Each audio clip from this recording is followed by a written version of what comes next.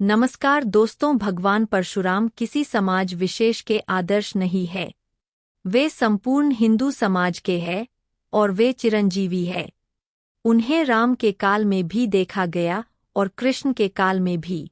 उन्होंने ही भगवान श्री कृष्ण को सुदर्शन चक्र उपलब्ध कराया था। कहते हैं कि वे कलिकाल के अंत में उपस्थित होंगे।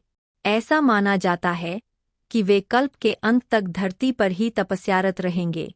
पौराणिक कथा में वर्णित है कि महेंद्रगिरी पर्वत भगवान परशुराम की तप की जगह थी और अंतत वह उसी पर्वत पर कल्पांत तक के लिए तपस्यारत होने के लिए चले गए थे।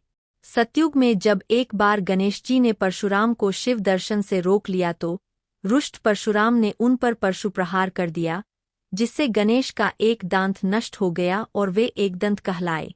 त्रेतायुग में जनक, दशरथ आदि राजाओं का उन्होंने समुचित सम्मान किया।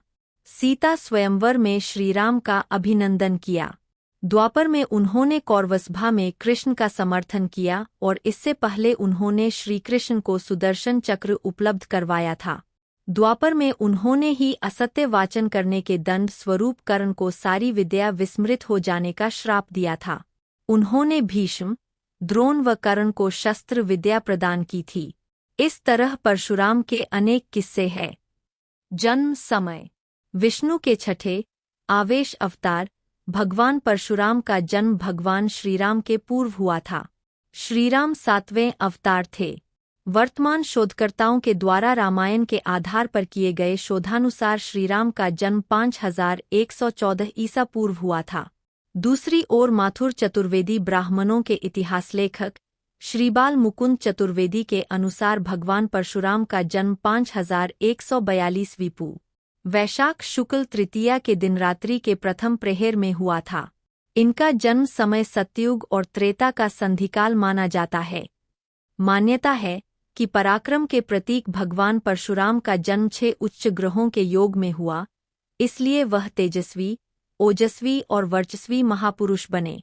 भगवान परशुराम जी का जन्म अक्षय तृतीया पर हुआ था, इसलिए अक्षय तृतीया के दिन परशुराम जन्म उत्सव मनाई जाती है। वैशाख मास के शुक्ल पक्ष की तृतीया तिथि को पुनर्वसु नक्षत्र में रात्रि के प्रथम प्रहर में उच्च के ग्रहों से युक्त मिथुन राशि पर राहु के स्थित रहते माता रेणुका के गर्भ से भगवान परशुराम का प्रादुर्भाव हुआ था। अक्षय तृतीया को भगवान परशुराम का जन्म माना जाता है। इस तिथि को प्रदोष व्यापिनी रूप में ग्रहण करना चाहिए क्योंकि भगवान परशुराम का प्राकट्य काल प्रदोष काल ही है। जन्म स्थान। भृगु क्षेत्र के शोधकर्ता साहित्यकार शिवकुमार सिंह कौशिकेय के अनुसार परशुराम का जन्म वर्तमान बलिया के खैराडीह में हुआ था। उन्होंने अपने शोध और खोज में अभिलेखीय और पुरातात्विक साक्ष्यों को प्रस्तुत किया है। श्री कौशिकेय अनुसार उत्तर प्रदेश के शासकीय बलिया गजेटियर में इसका चित्र सहित संपूर्ण विवरण मिल जाएगा। 1981 ई में BHU के प्रोफेसर डॉ.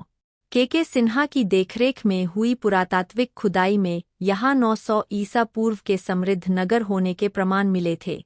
ऐतिहासिक, सांस्कृतिक धरोहर पांडुलिपि संरक्षण के जिला समन्वयक श्री कौशिकेय द्वारा की गई इस ऐतिहासिक खोज से वैदिक श्री परशुराम की प्रामाणिकता सिद्ध होने के साथ साथ इस कालखंड के ऋषिमुनियों वशिष्ठ, विश्वामित्र, पराशर, वेदव्यास के आदि के इतिहास की कड़ियां भी सुगमता से जुड़ जाती है। धन्यवाद दोस्तों।